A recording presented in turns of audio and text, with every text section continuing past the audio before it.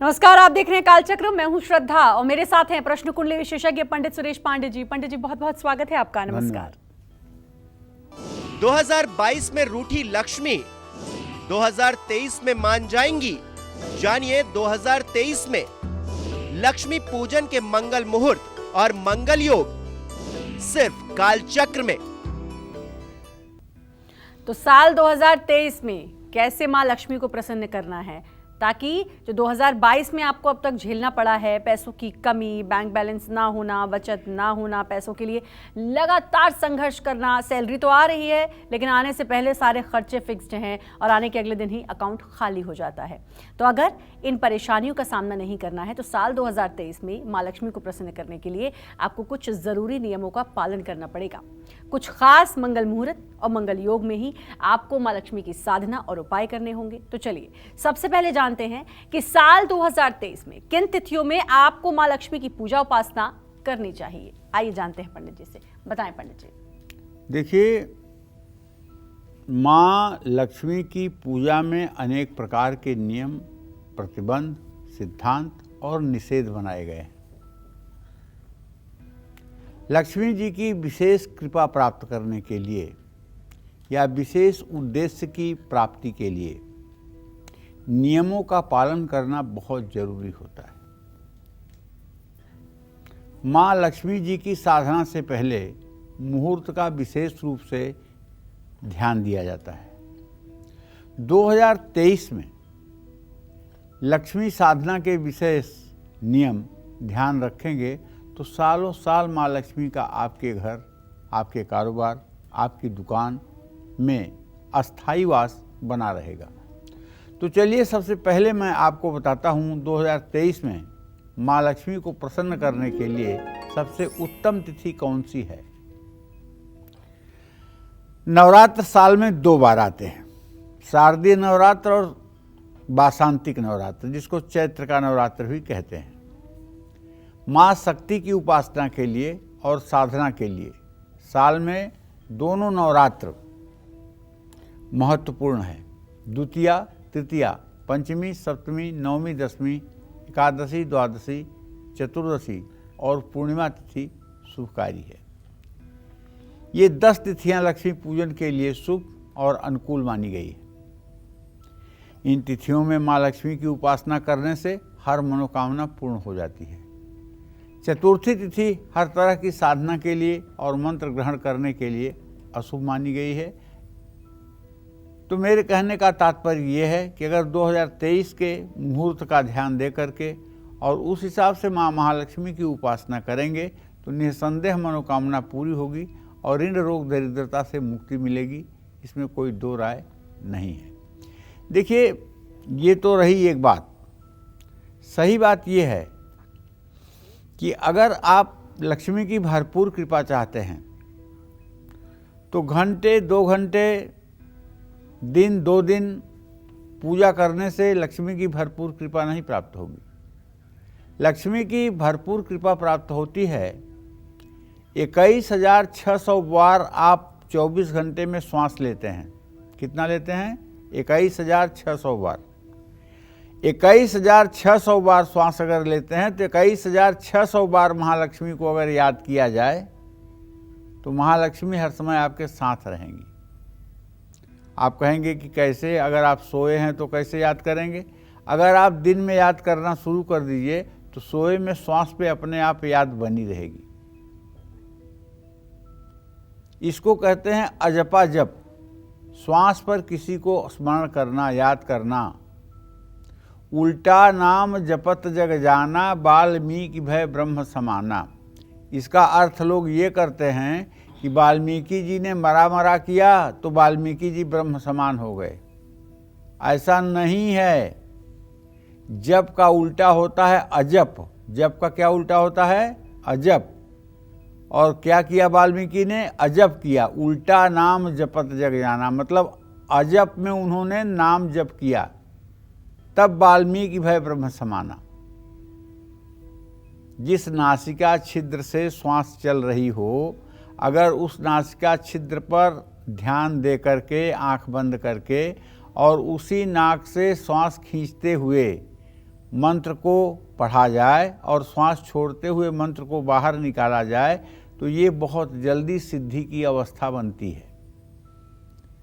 जब लक्ष्मी के लिए आप व्याकुल होकर के लक्ष्मी को याद करेंगे, जैसे छोटा बच्चा मेले में जाता है तो माँ को परेशान करता है, हर दुकान पर रुकता है, हर दुकान पे मचलता है, हर दुकान पे सामान खरीदने की डिमांड करता है। लेकिन अगर वही बच्चा अपनी माँ से बिछुड़ जाए 10 मिनट के लिए और माँ को न देखे, तब उसे कोई खिलौना अच्छा नहीं लगता है, तब केवल मम्मी मम्मी रोता है। और लाख उसको खिलौना दिलवाने की कोशिश करिए, लेकिन वो खिलौने की तरफ देखेगा भी नहीं, उसे तो सिर्फ मम्मी चाहिए।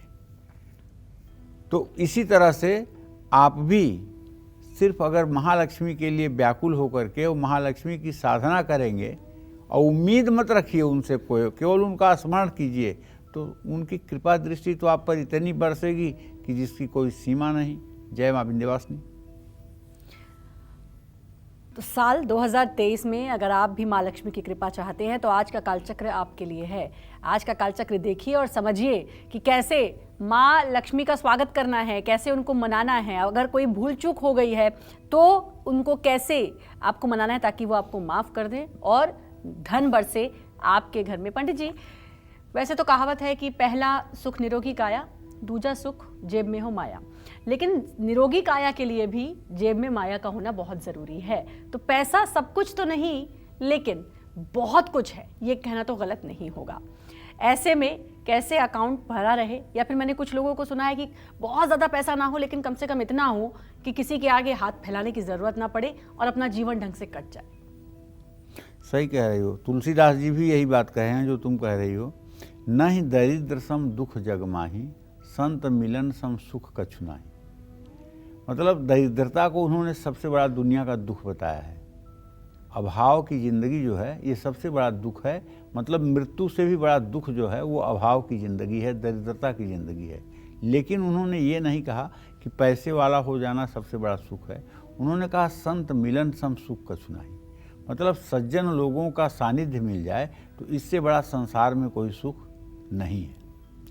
तो कहने का आशय ये है कि देखिए, वैसे तो श्रद्धा सही बात यह है कि सुनहु भरत भावी प्रबल बिलख कहूँ मुनिनाथ, हानि लाभ जीवन मरण जस अपजस विधि हाथ। हानि और लाभ, गरीबी और अमीरी कितना जिंदगी में होना है, ये प्रारब्ध से पूर्व से भी निर्धारित है।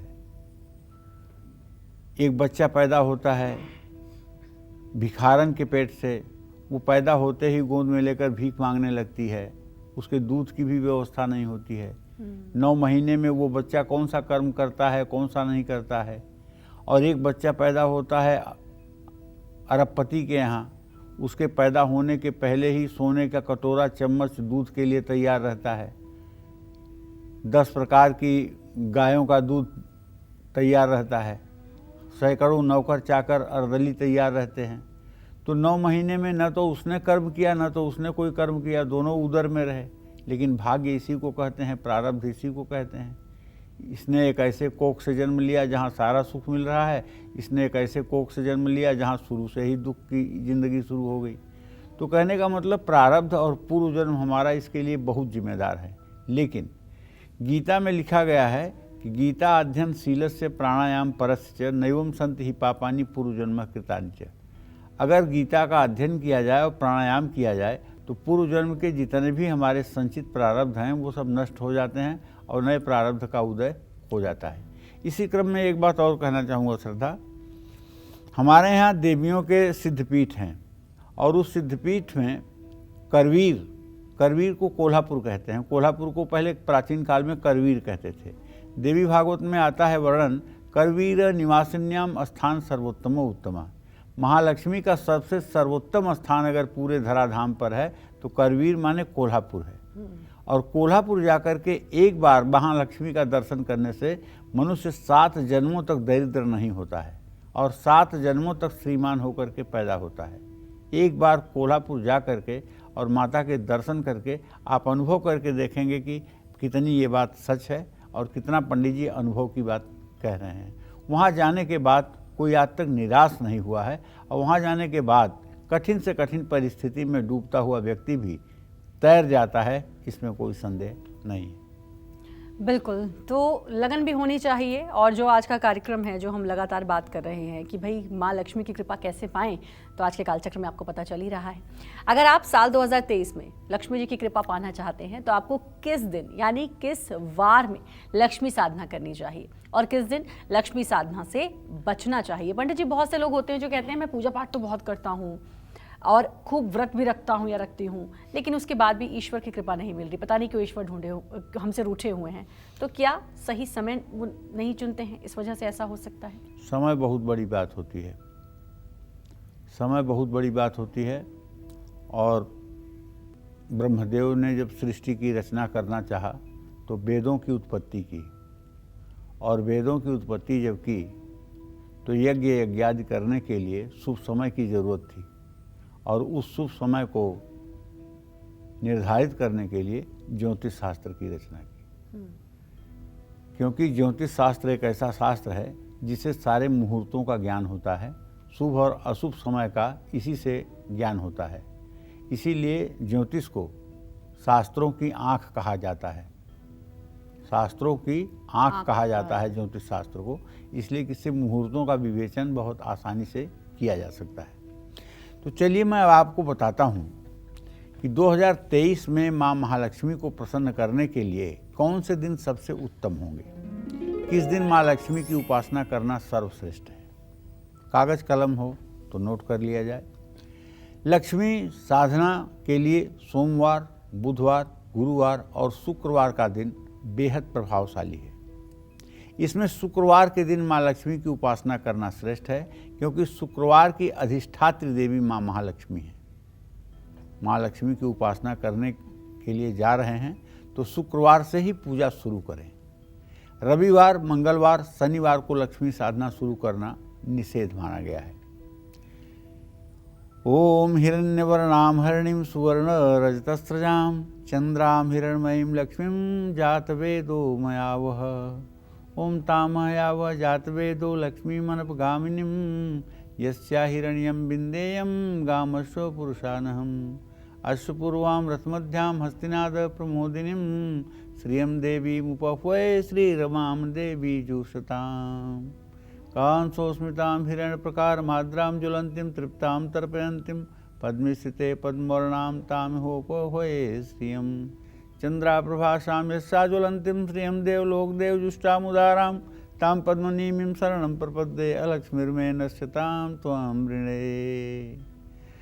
जिन दिनों में मैंने आपको बताया है, इन दिनों में रविवार, मंगलवार, शनिवार को छोड़ करके अगर आप श्री सूक्तम के 16 पाठ सुबह 16 पाठ शाम करना शुरू कर दें तो मैं विश्वास के साथ कह सकता हूँ 6 महीने के बाद आपकी जिंदगी भर की मनोकामना पूरी हो जाएगी। एक बात ध्यान रखिए, कुछ लोग पूजा करते हैं देवी देवताओं के लिए और कुछ लोग पूजा करते हैं संसार के लिए।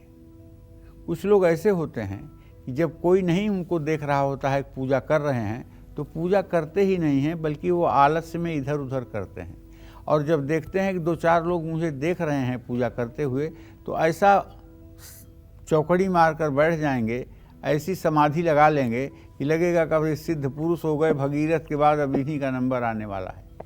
तो देखिए, पूजा बहुत ही गोपनीय विषय है। गोपनीयम प्रयत्नेन स्वयो निरीव पार्वती। भगवान शिव कहते हैं कि इस विधान को तो इतना छिपा करके रखो कि जैसे पार्वती अपने गुप्तांग की रक्षा वस्त्रों से करती हो, उसी तरह से ये गोपनीय विषय है, रहस्यमय विषय है, इसका सबके सामने उद्घाटन मत करो।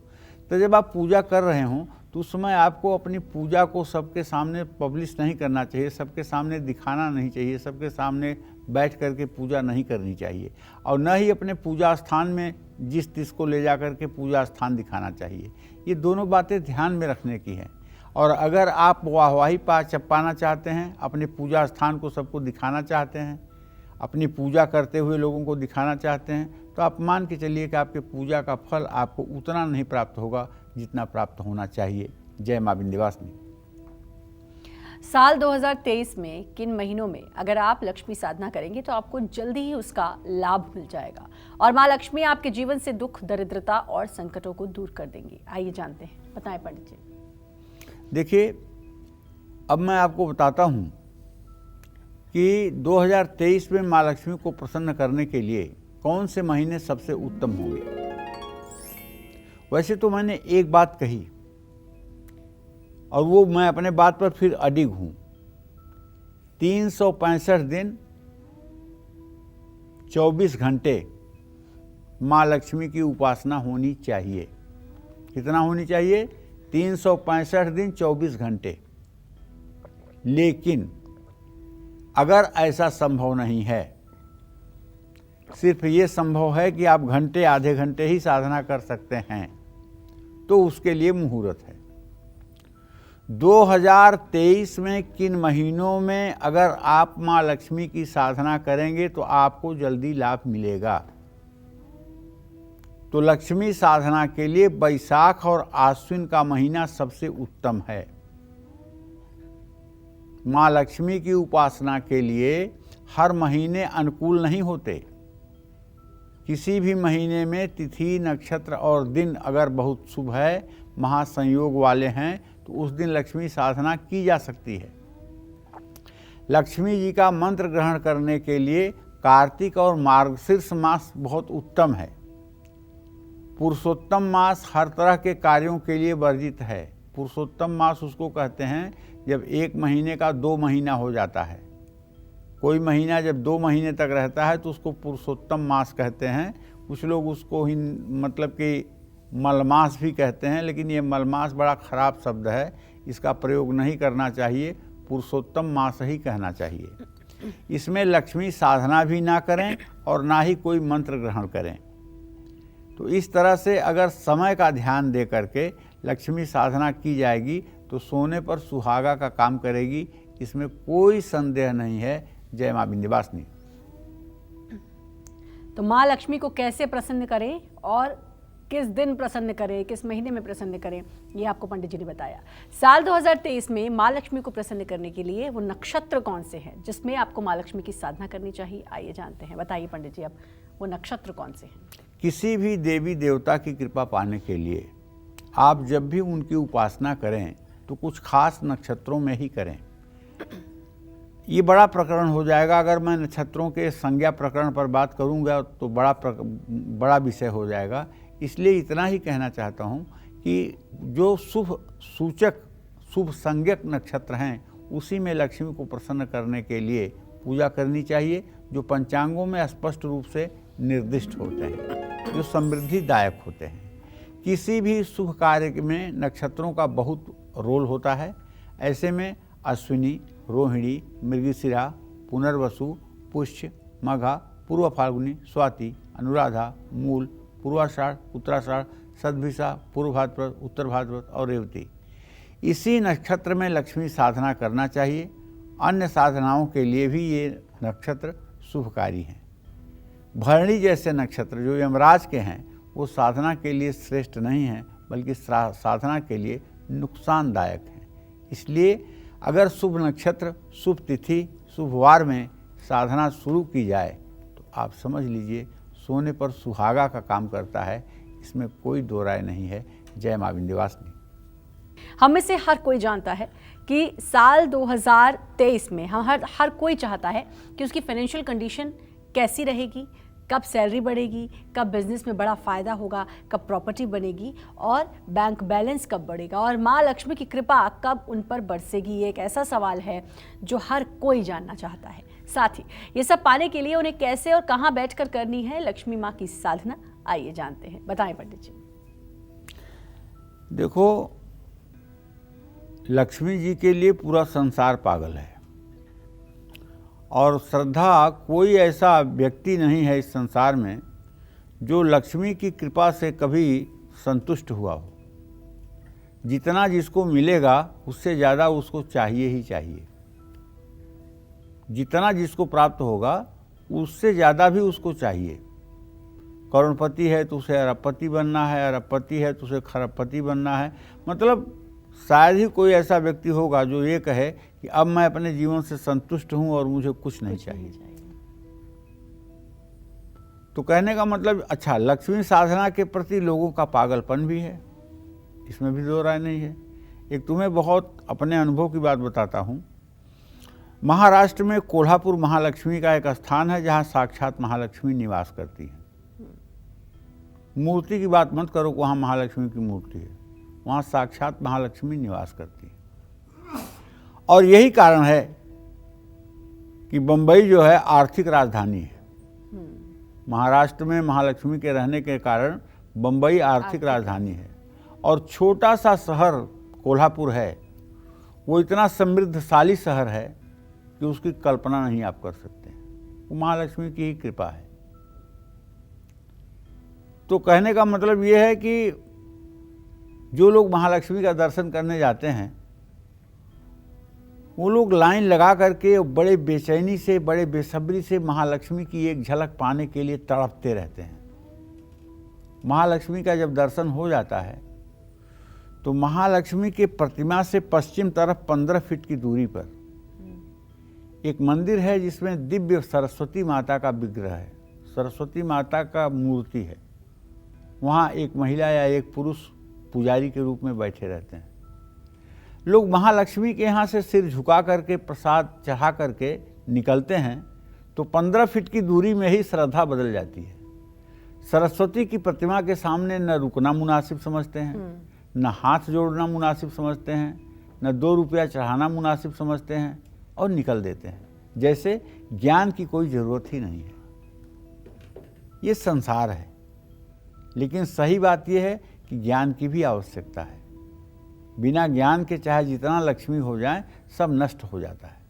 यही संपूजिता नित्यम प्रसादय धन भोजनय ददादि वित्तम पुत्राणां मति धर्मे गतिम शुभाम। मार्कंडेय जी ने दुर्गा सप्तशती में 12वें अध्याय में वर्णन किया है कि यही संपूजिता नित्यम प्रसादय धन भोजनय ददादि वित्तम पुत्राणां मति धर्मे गतिम शुभाम। हे देवी, जो लोग तुम्हें नैवेद्य प्रसाद से नित्य पूजा करते हैं, यही संपूजिता नित्यम प्रसादय धन भोजनय ददाद वित्तम, उनको तुम पुत्र देती हो। ददाद वित्तम पुत्रान, उनको तुम धन देती हो।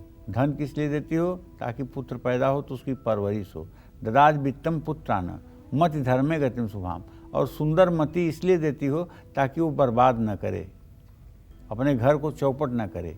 और अंत में गतिम शुभाम, शुभ गति देती हो, मरने के बाद उत्तम गति देती हो। तो जो आपकी उपासना करता है उसको आप धन देती हो, पुत्र देती हो, और पुत्र को सुंदर मति देती हो, और उसके बाद में उत्तम गति देती हो। तो कहने का आशय यह है कि सरस्वती की उपासना अगर नहीं की जाएगी तो अगर आपकी मति नहीं होगी तो धन से ही कुछ नहीं होगा। धन एक दिन आपके लिए दुख का कारण भी बन जाएगा। तो चलिए, साधना करने के लिए जितना श्रद्धा का महत्व है उतना ही आप कहाँ बैठकर साधना कर रहे हैं उसका भी बहुत महत्व है। ऐसे में माँ लक्ष्मी की साधना करने का सबसे उत्तम स्थान क्या होना चाहिए, ये मैं आपको बताता हूँ। लक्ष्मी साधना करने के लिए स्थान का विशेष महत्व है, जैसे गौशाला, गुरुगृह, मंदिर, बगीचा, जंगल, नदी का किनारा, बेल के पेड़ के छाया में, आंवले के पेड़ के नीचे, तुलसी के पौधे के पास, पर्वत के ऊपर, गुफा के अंदर, गंगा तट के पास। ये लक्ष्मी साधना या कोई और मंत्र साधना करने के लिए सबसे उत्तम स्थान है। ऐसे स्थान ना मिल पाएँ तो घर में सबसे पवित्र स्थान या ईशान कोण में बैठकर माँ लक्ष्मी की साधना करनी चाहिए। हर समय साधना करते समय आपका मुंह पूर्व उत्तर की तरफ होना चाहिए, इस बात का ध्यान जरूर रखना चाहिए। पश्चिम तरफ मुंह करके पूजा की जाती है तो उच्चाटन हो जाता है, दक्षिण तरफ मुंह करके पूजा की जाती है तो उसका कोई फल नहीं होता है, और उत्तर तरफ मुंह करके पूजा करने से भी शुभ फल की प्राप्ति होती है। लेकिन ज़्यादा करके पूर्व उत्तर दिशा में मुंह करके पूजा करने से मनुष्य की मनोकामना शीघ्र पूर्ण होती है। इसलिए स्थान का भी महत्व है और आपके आसन का भी महत्व है। इस बात का अगर ध्यान रखेंगे तो शायद आपकी मनोकामना जल्दी पूरी होगी। जय माँ विंध्यवासिनी। पंडित जी, अभी आपने जो बात कही कि माँ लक्ष्मी की पूजा करते हैं कोल्हापुर में, 15 फीट की दूरी पर वहाँ माँ सरस्वती की है मूर्ति स्थापित है, लेकिन लोग गुजर जाते हैं। मेरी मम्मी हमेशा कहा करती थी, हमारे घर में हमेशा एक सरस्वती माँ की मूर्ति हमेशा होती है, और वो कहती थी कि इनको ज़रूर याद करो, अगर मति तुम्हारी ठीक है तो पूरा जीवन अच्छे से बीतेगा। और बहुत सारे लोगों को हमने देखा भी है पंडित जी कि एकदम से पैसा आया, आपके पास भी आए होंगे, और लोग कहते हैं कि नया नया पैसा है, उड़ रहे हैं, सलीका नहीं होता पैसे को संभालने का या खर्च करने का। मैं ये जानना चाहती हूँ, और ये भी कहा जाता है कि सरस्वती जी की पूजा करो तो लक्ष्मी जी रूठ जाती हैं, और लक्ष्मी जी की पूजा करो तो सरस्वती जी रूठ जाती हैं। क्या वाकई में ऐसा है? क्या दोनों में बैर है, या फिर दोनों को बैलेंस करके चलना है, और कैसे बैलेंस करना है? देखो, सच बात यह है कि जो लोगों के मुंह से मैंने सुना है वो ये सुना है कि विद्वान कभी धनवान नहीं होता और धनवान कभी विद्वान नहीं होता। ये मैंने बुजुर्गों के मुंह से, अपने पूर्वजों के मुंह से सुना है। इसीलिए जो लोग सचमुच में विद्वान हैं और भगवत भक्त हैं, उनके पास माया बहुत ज़्यादा नहीं होती है। उनके पास बहुत ज़्यादा माया नहीं होती है। उनके पास माया के नाम पर भगवान श्री कृष्ण होते हैं। अनन्याश्चिन्तयन्तो मां ये जना पर्युपास्ते तेषा नित्याभियुक्ता नाम योगक्षेम वहाम्यहम्। मतलब ऐसे व्यक्ति के लिए जलपान और फलाहार की व्यवस्था भी बालक रूप में आकर के भगवान श्री कृष्ण करते हैं। उन्हें भूखा नहीं रहने देते हैं। उनके पास जेब में 1 रुपया न हो, लेकिन उनके लिए केला, सेब, गिलास में पानी लेकर के स्वयं श्री कृष्ण बाल रूप में आकर के उनकी सेवा करके चले जाते हैं। अनन्याश्चिन्तयन्तो मां ये जना पर्युपास्ते तेषा नित्याभियुक्ता नाम योगक्षेम वहाम्यहम्। एक बात श्रद्धा समझो, 84 लाख योनि है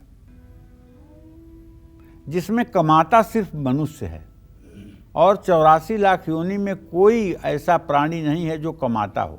कमाता सिर्फ मनुष्य है, और कमाता किस लिए है? खाने के लिए। तब भी ये भूखा रह जाता है। लेकिन 84 लाख योनियों में और जितनी योनियां हैं, कोई कमाती नहीं है, लेकिन कोई भूखी नहीं रहती हैं, सबका पेट भर जाता है। तो इस प्रभु की लीला है। 84 लाख योनियों में जो नहीं कमाने वाली योनियां हैं, उनका भी पेट अगर भरता है तो वो किसकी कृपा से भरता है? वो ईश्वर की कृपा से भरता है। तो कहने का आशय ये है कि जो लोग लक्ष्मी की उपासना करते हैं और उसके साथ सरस्वती की उपासना करते हैं, तो ऐसा नहीं है कि दोनों में बैर है, ऐसा नहीं है। लेकिन हाँ, इतना ज़रूर है, विद्वान व्यक्ति जो होता है, जो माया के मर्म को जानता है, वो लक्ष्मी के बंधनों में बंधना नहीं चाहता है। वो लक्ष्मी के बंधनों में बंधना नहीं चाहता है, क्योंकि लक्ष्मी की साधना से मनुष्य भौतिकता में बंध जाता है और उसे ईश्वरी साधना में दिक्कत महसूस होती है। उसे जब भगवान को याद करना चाहिए तो अपने संचित धन को याद करता है। समझ रहे हो? एक छोटी सी बात बताऊं आपको। हमारे यहाँ एक जगह है गोपीगंज, वहाँ एक साहूकार राजा राम सर्राफ रहते थे। उनके सामने एक हरिजन जो है वो मोची का काम करता था। वो बहुत बढ़िया भजन गाता था। एक दिन उन्होंने बुला करके 50 रुपया दिया, आज के 50 साल पहले की बात है, और कहा कि तुम बहुत बढ़िया भजन गाते हो, तुम्हारी भजन सुन करके मन प्रसन्न हो जाता है, तुम भजन गाया करो।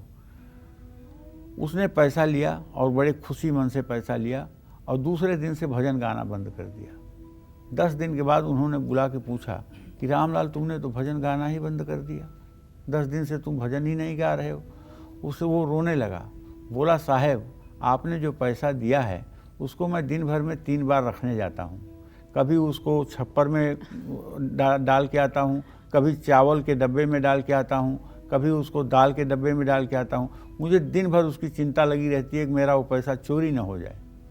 तो अगर आप भजन सुनना चाहते हैं तो आप अपना वो पैसा ले लीजिए, मैं फिर आपको भजन सुनाऊंगा। तो कभी कभी पैसे पर इतनी दिमाग लगा रहता है, पैसे के रख रखाव पर, उसकी सुरक्षा पर, कि हम भगवान को भूले रहते हैं। इसलिए लक्ष्मी उतना ही हों ताकि मतलब भगवान भी याद रहें। जय मां विंध्यवासिनी। बिल्कुल। साल 2022 में अगर आपको दरिद्रता ने घेरे हुआ था, आपकी बचत नहीं हो पा रही थी, तो 2023 में माँ लक्ष्मी की पूजा में आप किन बातों का ध्यान रखें जिससे आपकी आर्थिक स्थिति हमेशा मजबूत रहे? आइए जानते हैं, बताएं पंडित जी। देखिए, माँ लक्ष्मी की साधना गुलाबी या लाल कपड़े पहनकर करना चाहिए।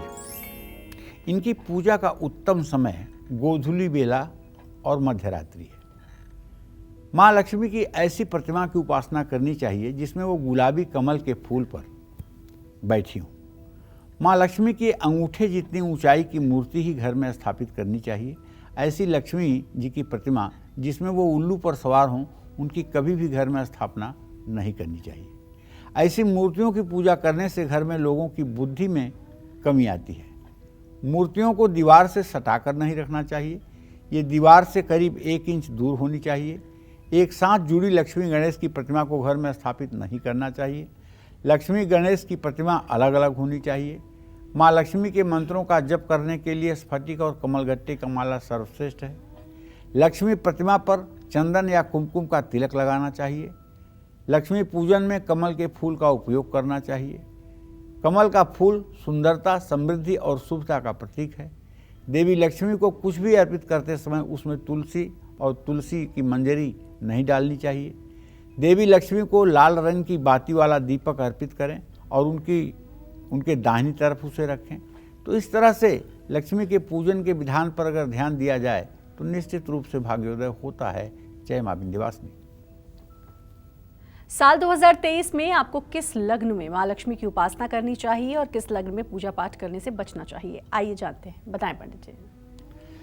देखिए, अगर अब तक आपको नहीं पता था कि खास लग्न में उपासना करने से आपको पूजा सफल होती है और पूजा का फल जल्दी मिलता है, तो चलिए अब मैं आपको बताता हूँ कि साल 2023 में आपको किस लग्न में माँ लक्ष्मी की उपासना करनी चाहिए और किस लग्न में पूरा पूजा पाठ करने से बचना चाहिए। मेष लग्न में लक्ष्मी साधना करने से धन धान्य की वृद्धि होती है। वृषभ लग्न में किसी भी प्रकार की साधना की जा सकती है क्योंकि वृषभ लग्न एक स्थिर लग्न होती है। मिथुन लग्न में लक्ष्मी साधना या कोई और अनुष्ठान नहीं करना चाहिए, इसका बुरा प्रभाव साधक की संतान पर पड़ सकता है। कर्क लग्न बहुत ही शुभ होती है, इसमें शुरू की गई कोई भी साधना पूजा सफल और सर्वसिद्धिदायक होती है। सिंह लग्न भी शुभ है, इस लग्न में साधना से बुद्धि का विकास होता है, ये भी स्थिर लग्न है। कन्या लग्न में भी लक्ष्मी की साधना की जा सकती है। इन नियमों का पालन करने से लक्ष्मी की विशेष अनुकंपा प्राप्त होती है। जय मां विंध्यवासिनी। कन्या लग्न तक की तो बात हो गई, अब तुला से मीन लग्न तक हमें किन लग्नों में लक्ष्मी जी की साधना करनी चाहिए और किन लग्नों में लक्ष्मी साधना करने से बचना चाहिए, आइए जानते हैं। बताएं पंडित जी। देखो, तुला लग्न सर्वश्रेष्ठ लग्न है। इसमें की गई लक्ष्मी साधना और पूजन सभी प्रकार की सिद्धियों को प्रदान करने वाला होता है। वृश्चिक लग्न में शुरू की गई साधना श्रेष्ठ होती है, ये स्वर्ण के समान लाभ देने वाली होती है। धनु लग्न में किसी भी देवी देवता की साधना शुरू करना उचित नहीं होता है। धनु लग्न अशुभ होती है, इस लग्न में साधना से मान और यश का नाश होता है। मकर लग्न में साधना करना शुभ और पुण्यदायक होता है। कुंभ लग्न में लक्ष्मी साधना करने से धन और समृद्धि प्राप्त होती है। मीन लग्न में साधना करने से अशुभ प्रभाव मिलता है। मीन लग्न दुखदायक और असफलतादायक होता है। इस लग्न में किसी भी तरह का अनुष्ठान मंत्र साधना नहीं करना चाहिए। जय मां विंध्यवासिनी। चलिए अब बात करते हैं मेष से लेकर कन्या राशि वालों की। साल 2023 में धनवान बनने के लिए आपको मां लक्ष्मी के किस स्वरूप की पूजा करनी चाहिए, आइए जानते हैं। बताएं पंडित जी। देखिए, मां लक्ष्मी के शास्त्रों में 8 रूप वर्णित किए गए हैं। देवी भागवत में 8 रूपों में लक्ष्मी का वर्णन है। तो आपको राशि अनुसार माँ लक्ष्मी के किस स्वरूप की उपासना करनी चाहिए, इस पर भी मैं अपनी एक राय आपको देना चाहता हूँ। वैसे तो आप श्री स्वरूप का पूजन सभी राशि के लोग कर सकते हैं, लेकिन अगर आपकी मेष राशि है तो आपको वसुधा लक्ष्मी के स्वरूप की पूजा करनी चाहिए। और अगर आप वृषभ राशि के जातक हैं तो आपको सिद्धिदात्री सिद्ध लक्ष्मी का पूजन करना चाहिए। मिथुन राशि वालों को सौभाग्य लक्ष्मी की साधना करनी चाहिए और कर्क राशि वालों को साक्षात माँ लक्ष्मी की उपासना करनी चाहिए। सिंह राशि वालों को महालक्ष्मी की कीर्ति स्वरूप की उपासना करनी चाहिए और कन्या राशि वालों को सौभाग्य लक्ष्मी की साधना करनी चाहिए। ये उपासना आपके लिए परम फलदायी है। जय मां विंध्यवासिनी। और कॉलर जुड़ चुके हैं। अनुप्रिया जी, बहुत बहुत स्वागत है, बात कर सकती हैं पंडित जी से। जी पंडित जी। हाँ, सुखी रहिए। जी राम राम। अनुप्रिया जी क्या जानना चाहती हैं, किसके बारे में जानना चाहती हैं, बताएं। जी ये जानना चाह रहे थे कि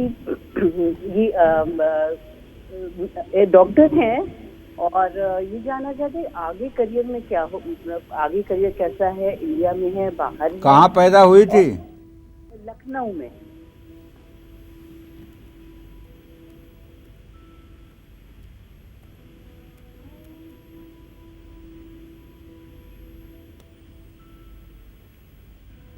देखो, इसका जन्म 10 अगस्त 1994 का है।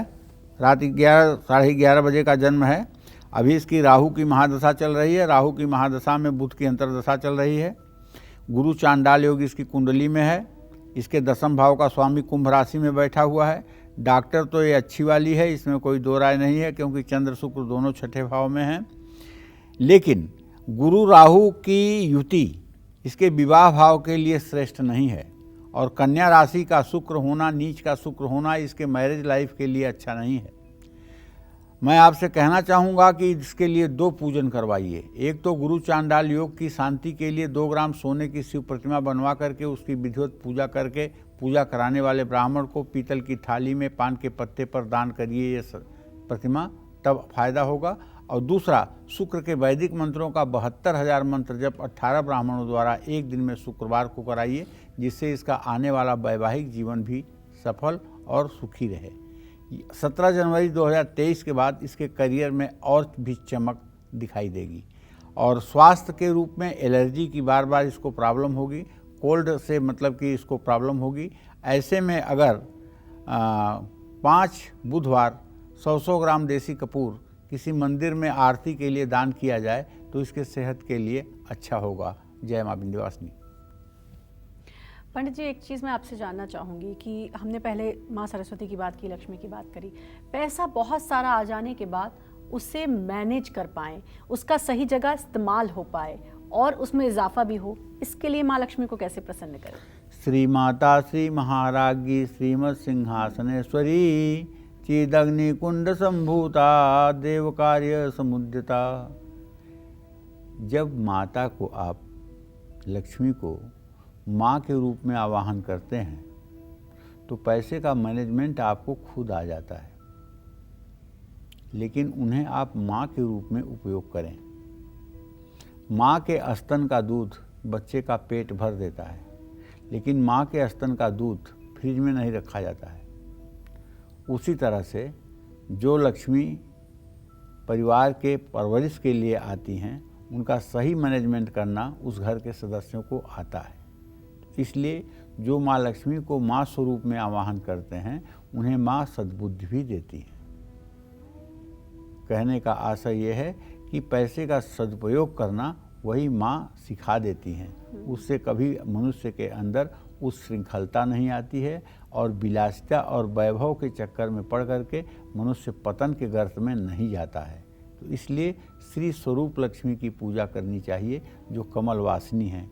उलूक वाहिनी लक्ष्मी की पूजा करने से बुद्धि भ्रष्ट हो जाती है और मनुष्य के निर्णय लेने की क्षमता समाप्त हो जाती है।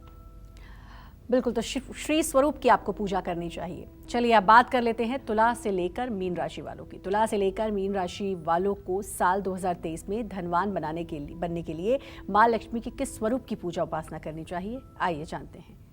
बताएं पंडित जी। तुला राशि के जातकों को सिद्धिदात्री की साधना करनी चाहिए। वृश्चिक राशि वालों को वसुधा लक्ष्मी की उपासना करनी चाहिए, ये जल्दी कृपा दिलाती हैं। धनु राशि के जातकों के लिए महालक्ष्मी के जया रूप की साधना करनी चाहिए।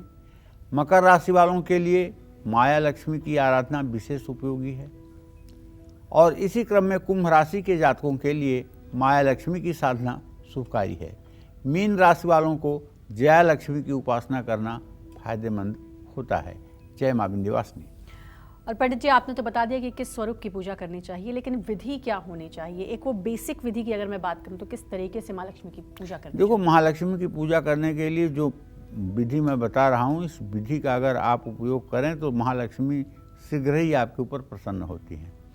सबसे पहले आप अपने घर के पूजा स्थान में एक लक्ष्मी गणेश की प्रतिमा लाएं, शुभ मुहूर्त में लाएं इसे, धनतेरस जैसे दिन, अक्षय तृतीया जैसे दिन में ले आएं और एक स्फटिक का या पारे का अपने पूजा स्थान में बड़ा सा श्रीयंत्र रखें। लक्ष्मी गणेश के सामने चांदी की कटोरी में लाल कपड़ा बिछा करके श्रीयंत्र रखें। लक्ष्मी और गणेश दोनों लोगों को दिव्य पूजन अर्चन करें और दक्षिणावर्ती शंख में जल भर करके और एक थाली में श्रीयंत्र को रख करके श्री सूक्तम के 16 मंत्रों को पढ़ते हुए श्रीयंत्र का अभिषेक करें और उसके बाद दूध से अभिषेक करें, गन्ने के रस से अभिषेक करें, शहद से अभिषेक करें, घी से अभिषेक करें, दही से अभिषेक करें। उसके बाद शुद्ध जल से श्रीयंत्र को धो करके कटोरी में लाल कपड़ा बिछा करके रखें, उस पर कलावा लपेट करके हल्दी, कुमकुम, सिंदूर, फूल ये सब चीज़ें समर्पित करने के बाद धूप, दीप और नैवेद्य, धूप, दिया और भोग प्रसाद के लिए काजू, किशमिश, मिश्री जो भी आपके पास उपलब्ध हो ये चीज़ें प्रस्तुत करें और आचमनी के लिए जल की व्यवस्था करें और उसके बाद एक पान का पत्ता चढ़ाएं, कपूर से आरती करें और ये सारे क्रम करते हुए श्री सूक्तम के 16 मंत्रों को अनवरत बोलते रहें। श्री सूक्तम के मंत्रों की श्रृंखला टूटनी नहीं चाहिए और जब ये पूजा समाप्त हो जाए तो निसंदेह आप मानिए कि आपका दुर्भाग्य शीघ्र ही नष्ट होगा और सौभाग्य का उदय होगा। इसी क्रम में जो लोग पूजा करते हैं सुबह शाम दोनों समय, उनके ऊपर सदैव महालक्ष्मी का दाहिना हाथ उनके सर पे रहता है, इसमें कोई संदेह नहीं है। और पंडित जी, वो लोग जिनको अपनी राशि नहीं पता वो किस स्वरूप की पूजा करें? देखो, महालक्ष्मी का श्री रूप में पूजा करना हर राशि के जातकों के लिए उत्तम है। ये श्री रूप उनका है जो कमल पर निवास करती हैं। कमल वासिनी लक्ष्मी जो हैं, इनकी उपासना हर राशि के जातकों को और हर व्यक्ति को करना चाहिए, क्योंकि ये लक्ष्मी जब आती हैं तो सद्बुद्धि देती हैं। लेकिन उल्लू वाहिनी लक्ष्मी जो हैं, जिनके नीचे उल्लू बैठा रहता है, वो जब आती हैं किसी के यहाँ तो उसको मूर्ख बना देती हैं, उल्लू बना देती हैं। उसके पास पैसा तो हो जाता है लेकिन वो ऐसा अपना जीवन बना लेता है कि पैसे का उपयोग नहीं कर पाता है और अंत में उसके मरने के बाद उसके पैसे का दुरुपयोग होता है। तो ये बात समझ में आनी स्वरूप चाहिए। की पूजा करनी चाहिए। एक और बात पंडित जी, भोग किस चीज़ का लगाएं? लोगों को समझ में नहीं आता कि किस चीज़, क्या चीज़ माँ को अर्पित करें। देखो, सही बात तो ये है कि जो मैं सोचता हूँ, जो अपने को ज़्यादा पसंद हो वही माँ को पसंद आएगा। हाँ, तो मैं तो जब भी भोग लगाता हूँ माता को, मैं अपनी बात कर रहा हूँ, दुनिया की बात जाने दो, काजू, किशमिश, मिश्री, इन 3 चीज़ों का भोग लगाना सबसे ज़्यादा पसंद करता हूँ। इसके बाद खीर हो गई,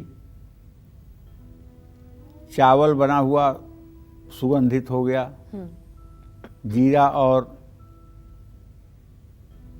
देसी घी से छौंक लगाया हुआ चावल, शहद, दही की कटोरी थाली में रख करके इसका भी भोग लगाया जाता है।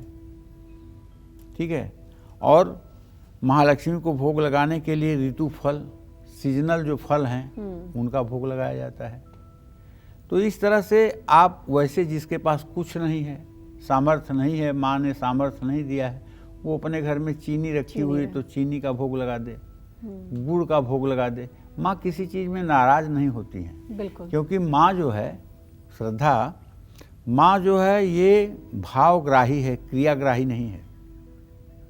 ईश्वर जो होता है वो भावग्राही है, क्रियाग्राही नहीं है।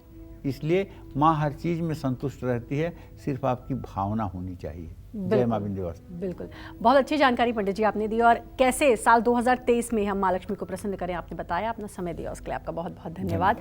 और उम्मीद करते हैं आज का विषय आपको पसंद आया होगा। कल फिर एक नए विषय और आपकी परेशानियों को दूर करने के लिए ढेरों उपाय लेकर आएंगे हम पंडित सुरेश पांडे जी के साथ। तब तक कालचक्र की पूरी टीम को दीजिए इजाजत। देश दुनिया की खबरों के लिए देखते रहिए News 24। नमस्कार।